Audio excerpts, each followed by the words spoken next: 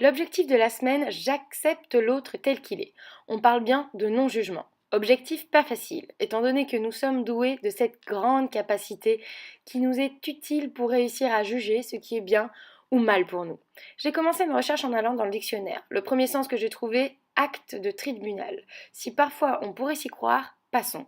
Le deuxième sens, jugement, évaluation par Dieu de l'âme du défunt pour l'envoyer vers l'enfer ou le paradis. Passons. Le troisième sens est beaucoup plus philosophique.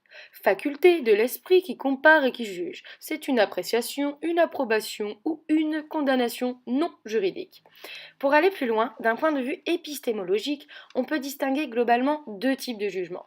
Le jugement de fait, qui implique une observation neutre et objective, par exemple, la portière de la voiture est cassée, ou le jugement de valeur qui implique une évaluation, appréciation subjective. Par exemple, ce peintre n'a aucun talent.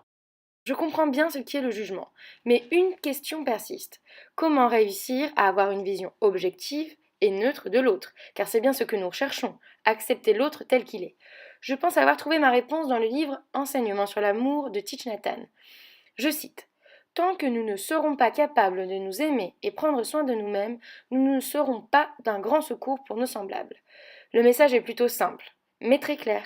Pour réussir à avoir une vision neutre et objective de l'autre, il est important que je m'accepte, que je m'aime tel que je suis, pour avoir en moi toutes les armes pour accepter l'autre tel qu'il est.